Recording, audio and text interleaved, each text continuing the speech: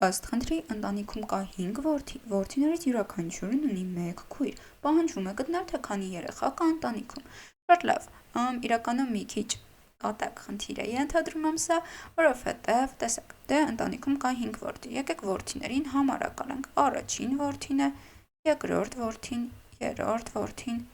չորրորդ որդին և 5-րդ որդին, նրանցից յուրաքանչյուրը ունի քույր, և կոնկրետ 1 քույր ունի, բայց քանի որ նրանք մի ընտանիքում են և եղբայրներ են, նշանակում է, որ մեկը մյուսի եղբայրն է և քույրը նույնպես, այսպես ասած, ընդհանուր է։ Ու եթե առաջինը ունի որևէ քույր և կոնկրետ մի քույր,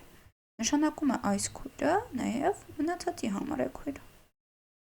Հետևաբար մենք ոչ թե առանձին յուրաքանչյուրին դիտարկում ենք, որ ունի 1 քույր, այլ ընդհանուր 1 քույր կա տվյալ ընտանիքում։ Ուստի այդ ընտանիքում երեխաների քանակը հավասար է 6-ի, այդ մի քույրը և իր 5 եղբայրները։ Եվ այս խնդրի համար նույնիսկ ամփոփում կատարել պետք չէ, ուղղակի պետք է ուշադիր լինել, որ այդ քույրը միայն առաջինի համար չէ լինելու քույր, այլ բոլորի համար է լինելու քույր։ Առհասարակ նման դեպքերում ուղղակի ուշադրություն են ստուգում։